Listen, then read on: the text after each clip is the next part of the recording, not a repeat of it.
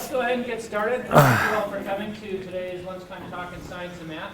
It's my privilege to introduce someone that is from across campus. For those of you who've been around a while, know that periodically we have had people from creative writing and psychology and lots of other disciplines around campus as part of this series of talks. So it's my pleasure to introduce Dr. Mike Waller from the HPPE program. He finished his PhD from the University of Utah last year, right? Mm-hmm. So he said he's going to take it a little easy on us with the science today, and we'll have him back for another one where he gets into more depth. So, thank you very much. Thank you, man. All right, I'll just real quickly, since Dr. Jones asked, just those acronyms, the CSCS, Certified Strength and Conditioning Specialist. This is National Strength Conditioning Association Certified Personal Trainer. This individual up here is John Grimmick. He was a Mr. Olympia, Mr. USA, weightlifter, bodybuilder from about 1952. So, yeah, he predates the use of AASs. So, and actually, sometimes when you see a video clip, you'll see an individual rolling his lats and his trapezius, his scapula. That's actually him. So, very well known in strength training and weightlifting paradigms. My fascination or interest with strength training, I got started in about 1985. I'm dating myself here. My next door neighbor got a weight set. I was like, ooh, I want to go do that. I started working out, and from that point on, I was kind of like, I want to study this. This is really neat. You get stronger. But then as I look back now, there's some things that have influenced me. Granted, that was in the 80s, but I'm going to start with 1900. And the reason I'm starting with 1900 is I could go back to about 1880, 1850, and even further back than that. So I decided for time's sake, start at 1900. And I apologize, I probably will forget some moments and some people, but I'm going to do the best I can in here.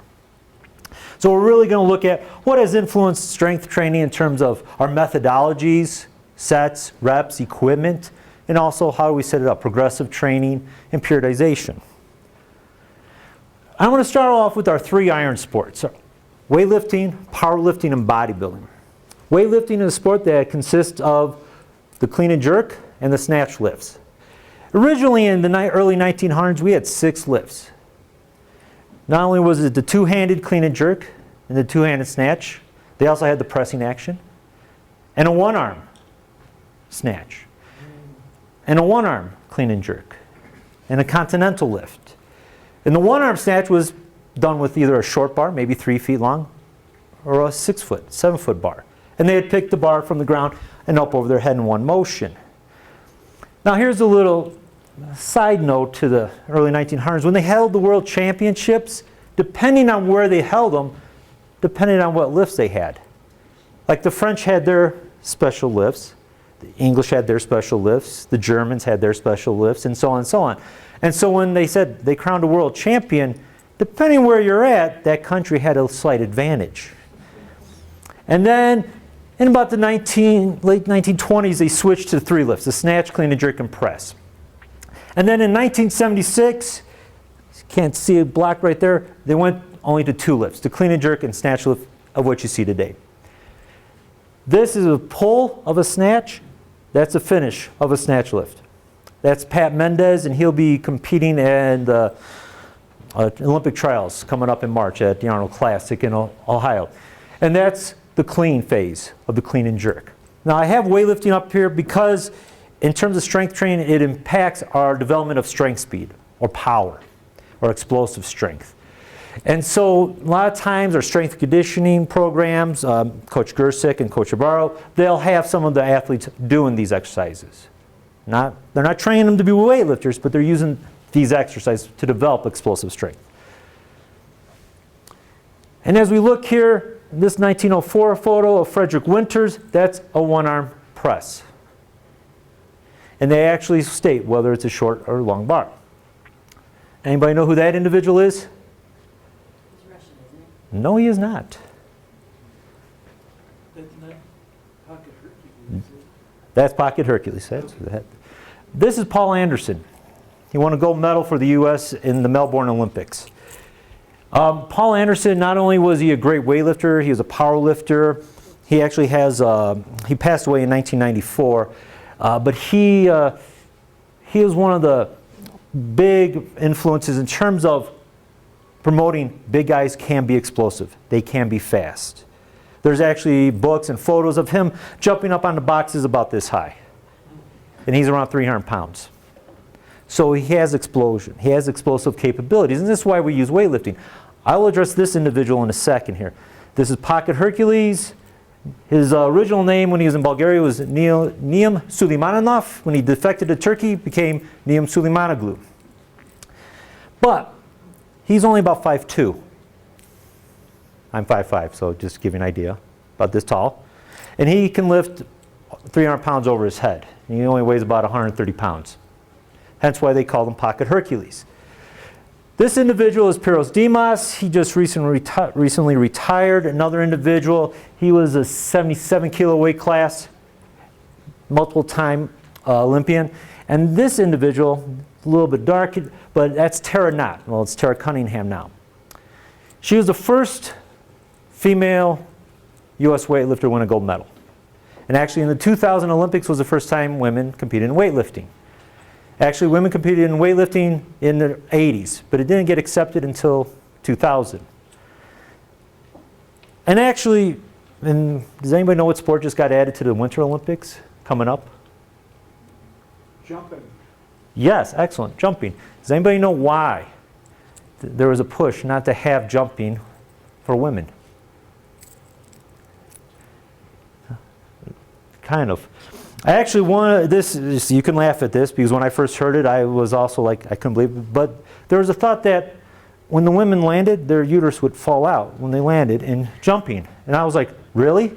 From a physiology standpoint, I'm like, how is that? I'm like, I'm trying to boggle my mind. And I'm like, women have been weightlifting for a long time. They haven't had any problem. I'm like, why is there such a resistance to allow them to compete?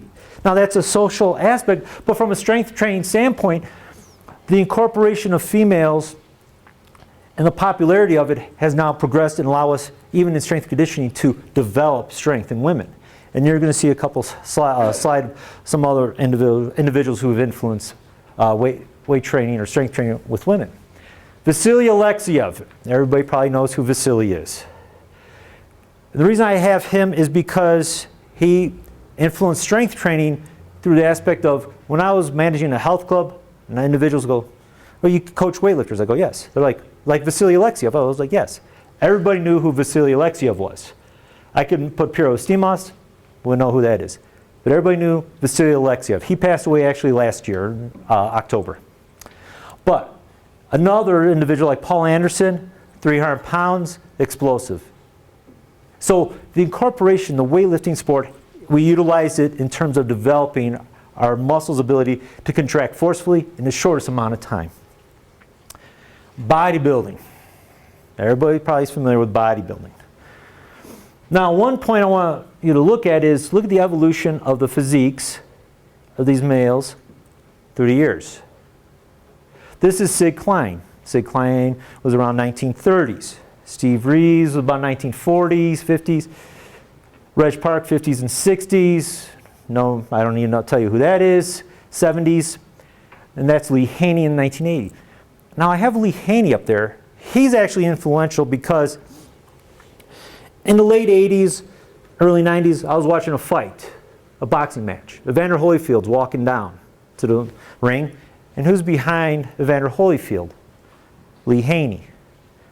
And I was like, what's going on? And then they showed a clip of Evander Holyfield training for his fight, lifting with Lee Haney. Now, the good part about it is it popularized to help individuals like, ooh, if I compete in a sport, I need a strength training. Yes. The little problem was everybody thought, I need to train and look like this. It's not exactly the most ideal thing. Bodybuilding is based on how it looks, how large the muscles are, the symmetry.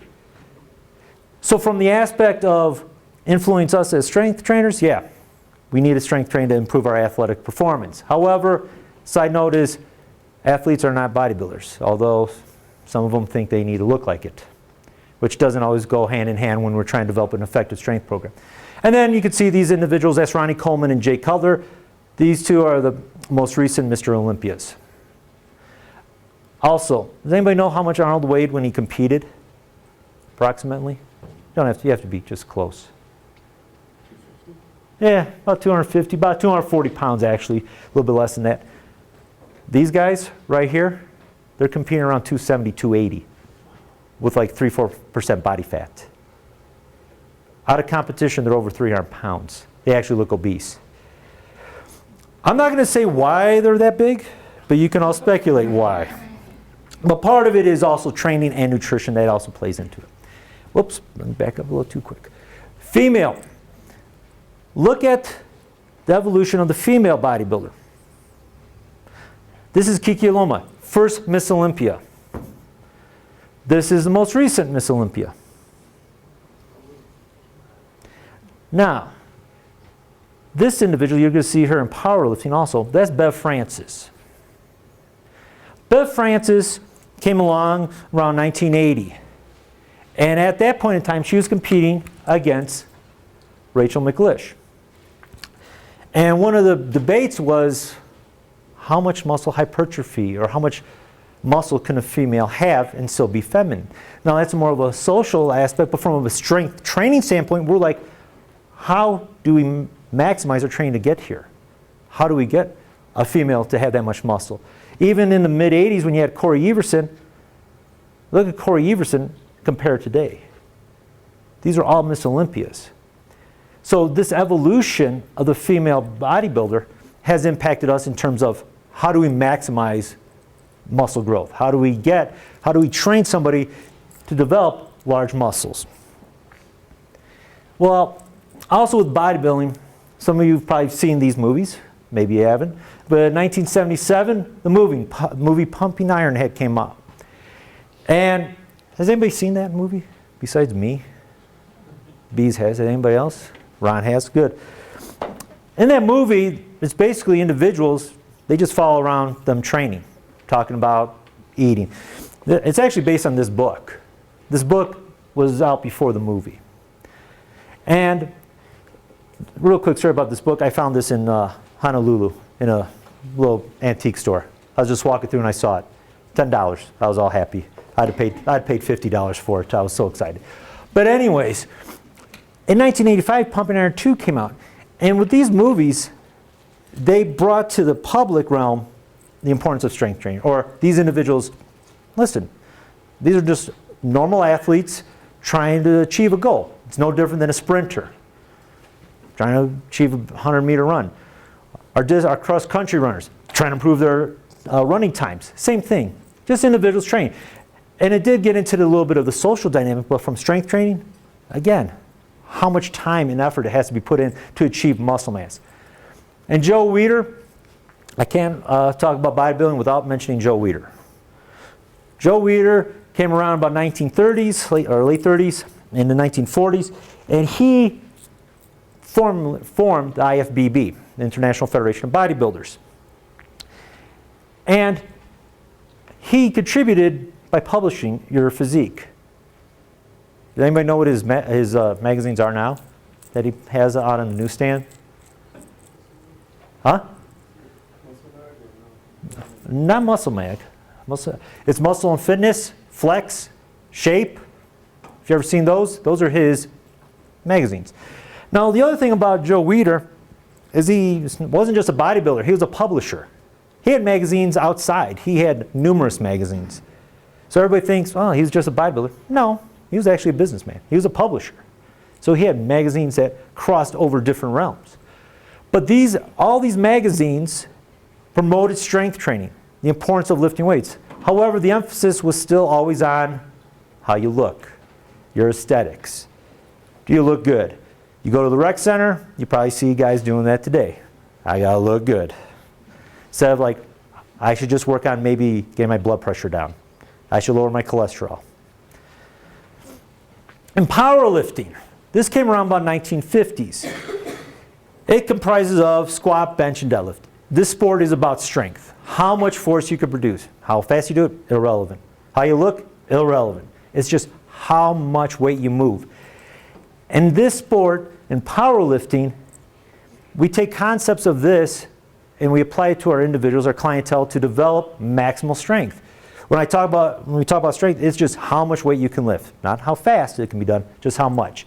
And actually, in that photo down here, that's Andy Bolton, deadlifting 1,000 pounds.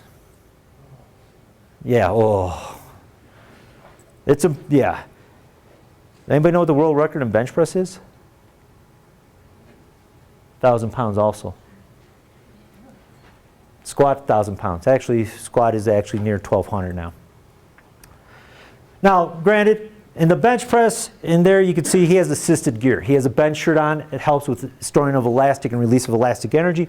But in these competitions, some of them are equipped or, like I'm down there, just in a singlet. No belt, no nothing. The bench press. The exact date, we're not sure when it was invented.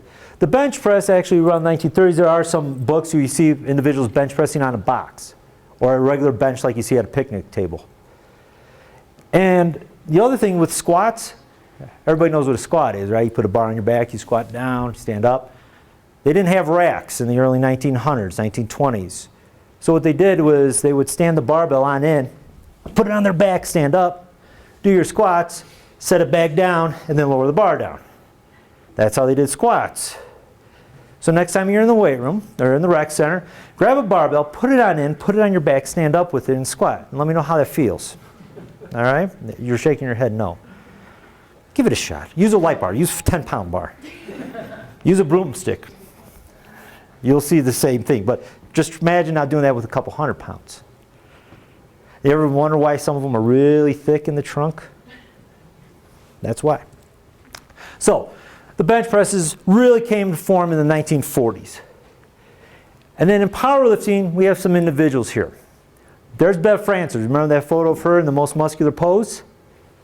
That's her there, deadlifting. I put Bev Francis up there because she's the first female to bench over 300 pounds. Now, back to Swanson, she bench pressed 500 pounds. Yeah, oh. That individual is Dr. Fred Hatfield, also known as Dr. Squat. First individual to deadlift, or squat 1,000 pounds. You have your PhD, you squat 1,000 pounds, you can be called Dr. Squat. I'm not going to argue with that. You go for it. And that individual down there is Ted Arcidi. He bench pressed 700 pounds, first person to do that. This, and I remember this individual, this individual, this individual, because they push that envelope. As a practitioner, it's like, well, how much more strong, or how much stronger can we make somebody? What do we need? How do we manipulate our exercises, our loads, nutrition? So these individuals push the limits of strength. And then strength equipment. Right here, now granted that's 1895, but those individuals are using these wooden dumbbells. Here, you can pass these around if you want to. Those little wooden dumbbells, now they would do multiple repetitions with it. You go over to the rec center today or Plocky, you can see dumbbells, a lot heavier now. But they also had dumbbells then. And actually in this photo down here, Clivio Massimo, he's using what's called a globe bell. The end of the barbell, they're round. And what they would do is they'd fill the ends with lead shot or water. Now, if you look at some of the old photos of these health clubs from back then, you'll see multiple barbells up on the wall. Well, the reason they had them is because who's going to take the time to unscrew the end and scoop out the lead shot? It's not going to happen. So that's why they had a lot of these. And also, here's a little side note with strength. Performers like Clivio there is these guys would have, and gals, would have these barbells and dumbbells, and they would be a little off-centered. But the only person who knew it was the person lifting it. And so they put out these challenges. I challenge anybody to come up here and lift this barbell. If you do, I'll give you $500. Now, this is 1900. People would walk up, try to lift it, or they get it up so high and then they would fail because they didn't know the trick that you had to shift your grip point to get the center of mass. You got to play a little bit. You got to have fun. You got to give yourself an advantage. And then what we have here from the Globels, Alan Calvert, Milo Barbell developed the adjustable weights, what you see today. And then went from cast iron to what now are called bumper plates, solid dense rubber, plastic. They bounce. You could drop them. They bounce. They won't damage the floor. And by the way, don't drop cast iron plates. They will destroy your floor or you'll crack the bar or the plate. And it makes also a horrendous noise. Not that I would have known anything about that. And then we have what's called selectorized equipment. Selectorized equipment has been around since the early 1900s. It just looks a lot fancier now. They have linear bearings, smoother axes of rotation. It's fantastic. They've improved a lot, but they're nothing new. And these are utilized to kind of isolate or focus on a specific muscle group. Like this exercise here, focusing on the quadriceps. This is my collection, or part of my collection. Actually, I'll pass around. This is an Indian club. This is a nice 3-pound Indian club. Use it for exercises. You bring it up like this for your arm. It also works good for disciplinary action with undergraduate students. Right, Ron? But anyways, these have been around since the 1900s, and they're making a comeback. I'll show you next slide. You'll see some modern ones. I'll pass mine around. But this right here, that's called the seat of health. Okay? That circa is about 1920, 1930. That seat of health fits in a suitcase. It collapses. Because during that period of time, individuals, when they go on vacation, they'd go for quite a while. So when they would pack their bags, they'd also pack the seat of health. Actually, when I got that, I got it as a gift from my wife, I was all happy. I was like, whoo! I've been trying to find one of those forever, and she found it. Never. Up in Kenosha, if I remember correctly. So anyways.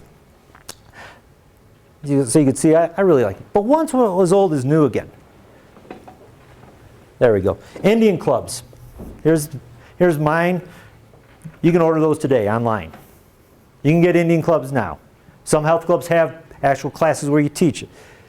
Kettlebells. How many have seen these kettlebells? How many have used them? Why haven't you used them? Don't be afraid. They're not going to hurt you. Well, unless you drop it on your toe. Not that I would have done that. But they were originated in Russia. They're used as a way to measure the weight of goods on the docks. Their unit of measurement was called a pood, P-O-O-D. One pood weighs 16 kilograms. And so they'd have competitions actually with lifting these. They actually have them today. And they'll say, how many repetitions can you do in 5 minutes with 16 kilos, 32 kilos? Yeah, so next time you're there, grab a 16 kilo kettlebell and lift it up. Now they have to bring it up over their head. So imagine doing that as many times as you can for 5 minutes. Yeah, it's a lot of fun. No. But what does that look like to you? What did you say? I heard it. A jungle gym. Yeah. You could buy these now for adults.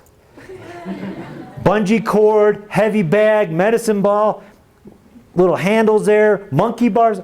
When they came out, I was like, it's a jungle gym. I had one of those in my backyard as a kid. I was like, now you can buy them for exercise, for fitness.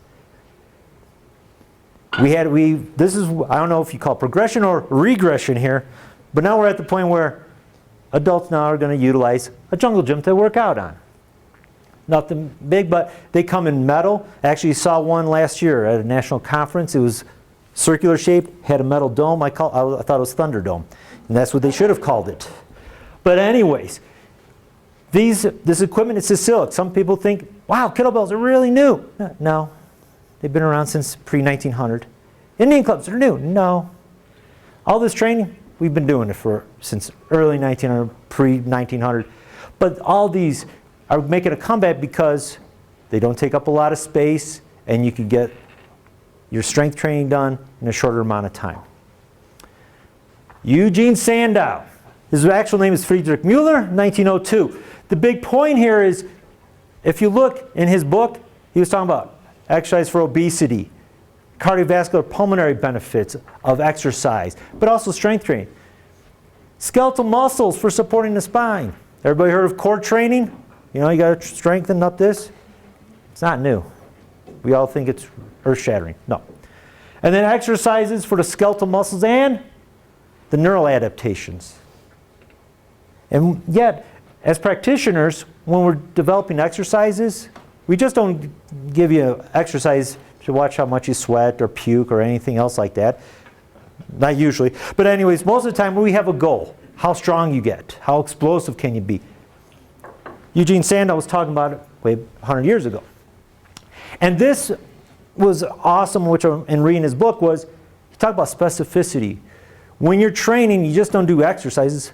There's a certain reason you do an exercise. Whether you're a soldier, female, health, cultural shifts. In his book, he's talking about the US, Australia, England, and then also competition if you're competing in athletics. What exercises we utilize for strength training are based on specificity. And it's actually the principal call is the acronyms are SAID, SAID. Specific adaptations to impose demands. Which means if I want you to run better, I'm going to have you run. I want you to squat more weight, you're going to squat. And hopefully you get the, am I out of range here? There we go. Arthur Saxon, 1905, same thing. His big thing, as I like here, is technique. Talking about using heavy dumbbells. You just can't use light weight. You have to keep progressing. He talked about using weightlifting movements, one-handed to two-handed. You ever see it, go to a rec center or Plocky Hall, see individuals not only doing two-arm exercises, maybe with dumbbells, but sometimes we'll do one-arm work. Or one-arm presses on a cable machine. He was promoting that way 100 years ago. And also development of motor patterns, varying sizes of bars. 3-foot bar, 6-foot, 7-foot.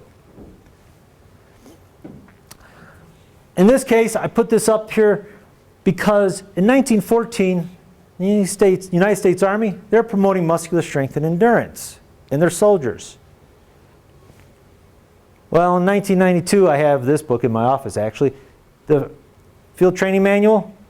They actually assign sets and repetitions. And when you look at the sets and repetitions at the Army, which I was actually shocked that they actually followed the research, the literature.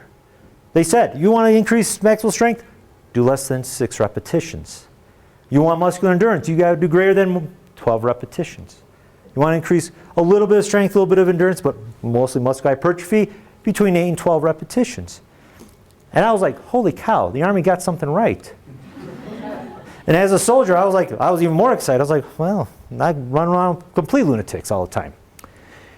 Then we have Earl Lederman. I actually found these books at the University of Utah in their library, and I was like Indiana Jones when I found them. I walked up, scratched my beard, and then I was like, I can't run out with them because they have a barcode. So I just checked them out and read them and turned them back in and checked them out again. But yeah, when you find something like that, you want to hold on to it. Because I have not been able to find them anywhere else. But one thing about Earl was he was pointing out, you just can't use light weights. You can't go into the rec center, you can't go to Plocky Hall, grab 3-pound dumbbells all day long. You need to provide what's called an overload. And also progressive. You got to, as you adapt, you need to make it more challenging. It's like when even if you're a runner, you just don't go, I'm going to run 5 miles. Well, you could try if you haven't done it in a while. Usually you start off half mile, you build up, you progress it. Same thing with resistance training. And look at all these exercises. Deadlifts, straight leg deadlifts, squats. He's talking about abdominals and low back, all directions. Again, is core training really new? Some of my colleagues are like, when I've gone to conferences, like, oh, this is great stuff. I go, why is it great? It's nothing new. It's maybe some of the machines we use, but not the concept. And also the balance between upper and lower body strength. And the strength we increase can be neural system. One of the trick questions I always give my students in exercise physiology or kinesiology, it's how fast or how soon can I see an increase in your strength or your force production. And usually I get 4 weeks, 8 weeks, 12 weeks, 2 weeks. I'm like, nah, give me an hour. I can probably get a neural adaptation out of you just by teaching you how to do an exercise correctly. And that's why a lot of times we see that big gain. You go to the rec center, you start exercising, you see this big gain, and all of a sudden plateau. That's where we need to progress. We got to provide an overload. All right, does that name or does that term ring a bell? It does? No, you're just bobbing. Okay, I thought you were nodding.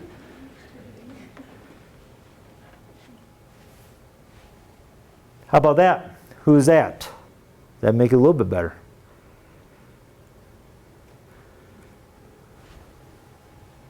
How about now? Charles Atlas. Does that ring a bell now? Now, from a marketing standpoint, I remember in the 80s having comic books with this advertisement in there. It was long before the 80s. But it lasted into it. Because I had the comic books, they have this advertisement in there. And it's brilliant. He's talking about, he's a little skinny guy, bully comes over, kicks sand in his face. Little guy goes get this dynamic tension by Charles Atlas, which is just isometric training. It's just pushing against this. That's all it was. Comes back stronger, more muscle mass, punches the bully out, walks away with the girl. Fantastic advertisement, brilliant. Whoever came up with this idea, because it lasted since 1920 to 1980s, brilliant. And here's the other thing, you can buy this today. His website still exists. I was actually shocked. My colleague and I, when we were writing an article based on this, on the history of physical culture, he's like, Mike, Charles Atlas has a website. I'm like, he does? It's like, man's been dead for a long time. I couldn't believe it. Bob Hoffman. I can't talk about strength training without talking about Bob Hoffman, founder of York Barbell. These are some of his books, but with all of his books, each one had a purpose. Some was just health. Some of it was trying to promote maximal strength. Some of it was for athletic improvement. And some was specific, like here, talking about isometric contractions, just like Charles Atlas. But also with Bob Hoffman, he was dubbed the father of world weightlifting. He was influential in the US in promoting weightlifting with his book, Strength and Health. But he has also popularized or had athletes. One strength coach, Bill Starr, who, if I remember correctly, he was out of Hawaii for a while. But Bill Starr was one of the original strength coaches. Bill Starr learned from Bob Hoffman a long time ago. But he's had so much impact, he has supplements, and his company still exists today, York Barbell. You can go to York, Pennsylvania. It's there. There's a Hall of Fame where you can look up some of this stuff I'm talking about right now. And Abby Avil, also known as Pudgy Stockton, 5'1", 115 pounds. She's lifting up about 130 pounds, one arm. Now, her and her husband, they tour around the country and they do little acts of strength. One of them was she would lay down, press up with her husband in a handstand position. And they would do other gymnastic poses. But the great thing about Pudgy Stockton was she had an article in Strength and Health for a decade talking about how women should train with weights. And her mission was to show that women, that muscles could set them free. You can't talk about strength training and the impact on females without talking about Pudgy Stockton, because she promoted exercise, not just running or other exercises, but in the 1930s, 1940s, she's talking about lifting weights. Huge impact. These two individuals, these are medical doctors, DeLorme and Watkins. They also have some articles from 1945, 1946, working with soldiers coming back from war. They've been injured, but they promoted progressive resistance exercises. This is the book here. And I actually came across some of these books. My friend Tim Piper at Western Illinois the kinesiology department, they're getting rid of their books in the library. He calls me up, Mike, they're getting rid of their books. I'm like, grab me some. And he did. And actually, one day I came home, there's this huge box full of these books. But this impacts us today because progressive resistance exercise, these individuals studied it and promoted it. And a lot of their stuff was on machines, but they also had some free weight stuff. But the point is they're like, you just can't use the same weight. You have to continually provide that overload. You train at 10 repetitions, that way if you get up to 12 reps, 15, increase the load. That's what they're talking about. And so, and here, the big thing is that adolescence. They're talking about teenagers. They need a strength training too. A little bit different, but they're talking about also back extensions. And they had them doing back extensions with weights to help with prevention of low back injuries. This individual, Jim Holliday, he promoted heavy and light schedule. If you go talk to Coach Gersek, Coach Ibarro, guess what? They have heavy days and light days for their athletes. You just can't train at a high intensity all the time. Eventually, bad things happen. So you have to give yourself recovery. Also, with Holliday, this process here, increase of training volume, and then a decrease, a little bit of undulation, periodization. That's a concept, what we call it today. But he didn't call it periodization. He was just calling fluctuation of training, giving the body recovery. There we go. Arthur Jones. He developed the Nautilus training equipment. Here's his first bulletin, 1970. He emphasized eccentric training. Has anybody done eccentric training before? How is that? It was in physical therapy a lot. Okay, did it make you sore? Not too bad? Not too bad. Not too bad. If you do eccentric training, because it's supposed to be over 100% of what you can actually lift, because you're just decelerating the weight. And through eccentric training, when we do delayed onset muscle soreness, that's how we induce it. So we could put and some of the studies are on biceps, so they have these individuals just slowly lowering, and then they have to have somebody help them lift it. If you ever want to get really sore, or if you want to play a trick on your friend and have them really sore, you could do this. Just say, well, let's do some bicep curls, and they'll be sore. But one of the things Arthur Jones promoted was that his emphasis was strength, muscle strength and hypertrophy. For better or for worse, some people adore him, some people hate him. I just look at him as an iconic figure in strength training. You develop Nautilus equipment. And today, I have individuals who say, do you have Nautilus equipment? I'm like, well, it's Icarian. I'm like, oh. Oh, do you have Nautilus equipment? No, it's Cybex. There's different selectorized equipment, but everybody calls it Nautilus. Interesting thing, I bring up the NSCA because Boyd Epley, first full-time strength and conditioning coach, University of Nebraska. He formed the NSCA in 1978, but in 1977 was when he had a directory. Here's the thing, when he was forming the NSCA, Arthur Jones called him up and was like, yeah, I have a problem with that. Because the NSCA was not exactly friendly to selectorized equipment. They're about sprints. They're about lifting free weights, doing cleans, doing jerks. Well, they had a meeting, and if you look at some of the original journals by the NSCA, one of the advertisers, Arthur Jones, Nautilus equipment. But they had a little meeting, they talked it out, which was good for everybody. But in 1985, two things happened. One, this book came out, and when I was just starting to train, oh, for me, this was it. I was set. I was like, this is the only book I'll ever need. I learned that, yeah, I needed more than that. Plus, it also doubles as a weight because you can see the thickness. But here in 1985, also the NSCA in cooperation with the Special Olympics, and all was crucial into this, Lift America. It was to raise money for the Special Olympics. So we had that in the NSCA. And then in 1985, we developed, the NSCA, they developed the first Certified Strength and Conditioning Specialist exam. And I have the NSCA up there because they promoted strength training for the development and improvement of athletes everywhere. And now we have national conferences, and we get together with the strength coaches, sports scientists, and we have discussions and sharing of information.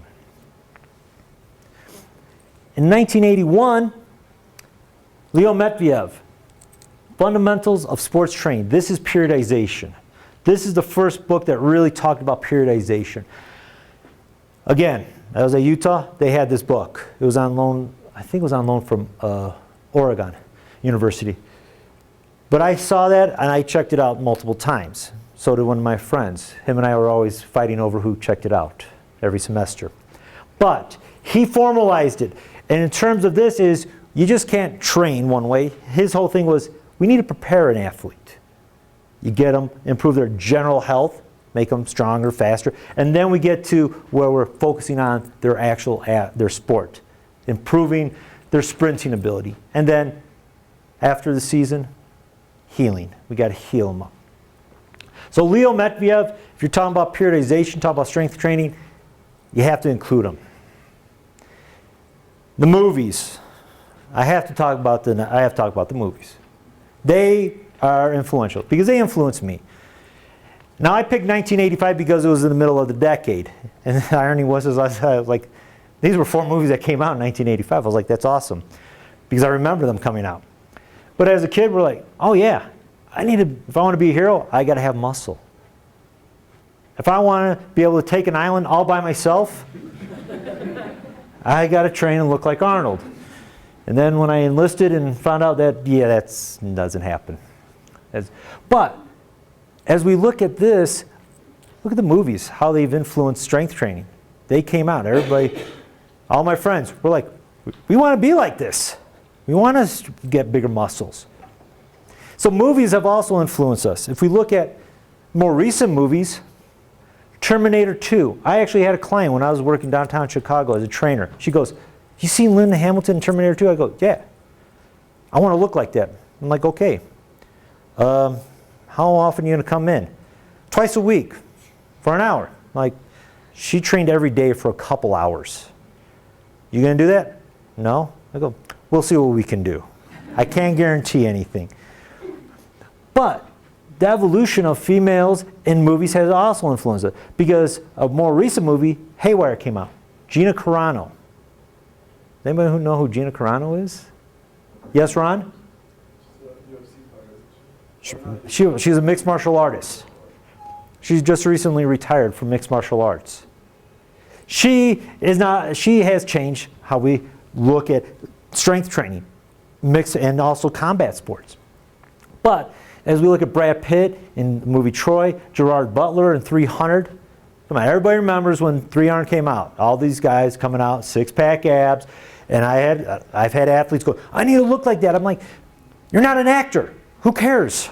It's like you're a lineman. You need to be able to knock another person on their butt. So that's what you need to do. You're a wide receiver. You need to run, catch a ball fast. How well your abs look aren't going to make you catch that ball any better. Good luck with all that. You want to make it look good? Fantastic. And then, of course, Daniel Craig and James Bond. Push the envelope. Now everybody's like, oh, want to be James Bond? Now you have to look like that. Not Sean Connery. And here's the other thing. Sean Connery, he actually competed in bodybuilding. Some people didn't know that. So books which have influenced strength training. First of all, Dr. O'Shea, Scientific Principles. This is a second edition of it. But he had some great concepts and principles in terms of strength training. Not just about for athletics, but for overall health. And also about, he talked about strength training for going on hikes, specificity. Dr. Stone and Dr. Bryant. Dr. Stone is at Eastern Tennessee State University. This is the book right here. A lot of it, what's in here, we still utilize today. Came out in 1987. This book Strength and Power in Sport. And the reason I put these up here is because they're also referenced. They're some of the first books that really had literature to support strength training. The neural adaptations, the muscle physiology. And then some other books in 1993, Mel Siff's Super Training came out. I have the 4th edition, but this is just a side note, but one of my colleagues, as he pointed out with Mel Siff, he's like, it's the ramblings of a genius. Because when you read it, sometimes you're going, wow, I have no idea what I just read. And you have to read it about 3 or 4 times to get it down. But then when you start dissecting, you're like, oh, that makes sense. That's kind of great. So he has a lot of different terminology he uses, but I have colleagues who utilize him in advanced and graduate level strength and conditioning programs. NSCA in 1994, they came out with their first edition of principles. And it's just guidelines. It's based on research. And students sometimes will read and they're like, well, this is kind of simple. I go, yeah, but it's based on the research. It's stating this is some good guidelines. This is what's been shown to have a positive benefit. And then Vladimir Zazorski, I actually got to watch him present in 2004 in Minneapolis. But his book came out and he took some of the Russian literature and put it into English, made it much more easily digestible. Because I have some of the translated Russian journals and, whoa. Because they use different terminology and trying to get to what their actual point is, it does take some time to digest. And then, as we finish up here with the emergence of sports performance facilities, that's Ryan Fisher. He was one of my lifters. His best box jump is 53 inches. And he's my height. So you can tell how high he had to jump. But these facilities, now we're focusing on strength. How do we maximize strength production in our athletes? Power production, speed, muscular endurance. And that's what happens when you rupture a pectoralis major muscle. Actually, when he came into the weight room, I was like, Noah, what happened to you? He goes, I think I hurt myself. I'm like, yeah, I would say you did. Here's a frightening thing about Noah. He's an elite level jiu-jitsu athlete. He actually ruptured his pec spar. He was warming up, popped it.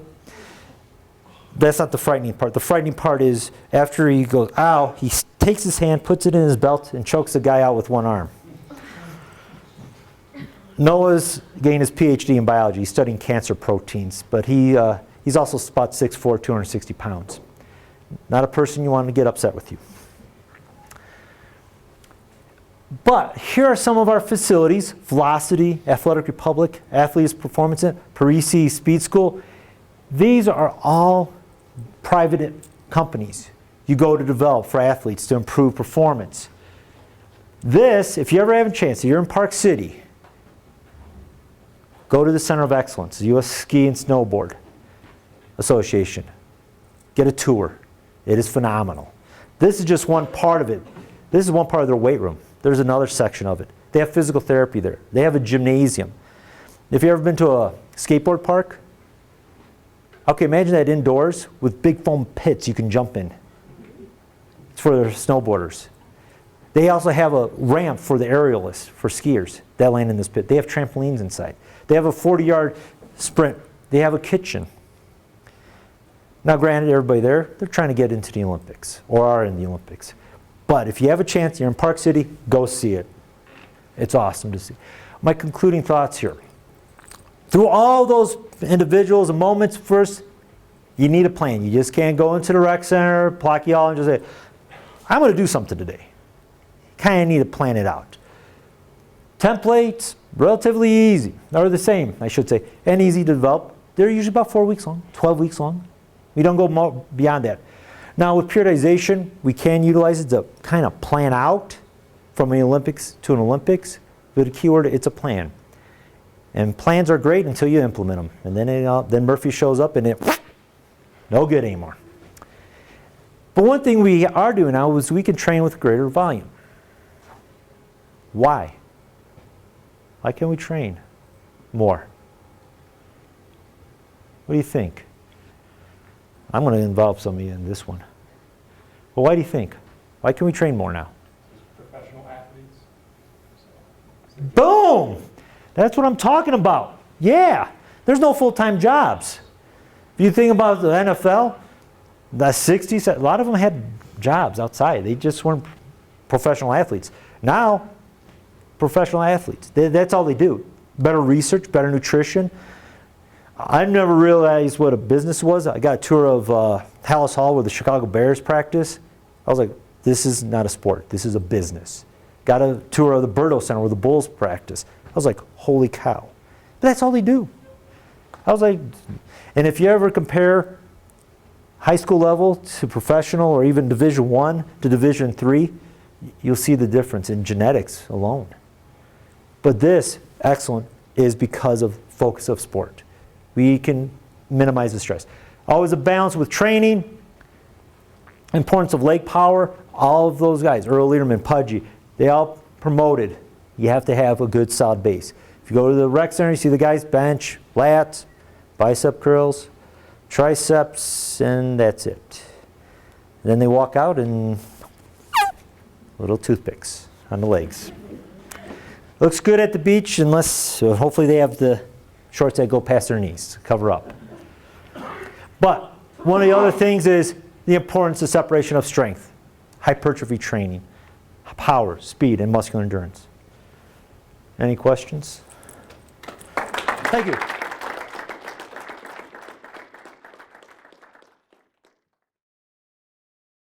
Adams State College. Great stories begin here.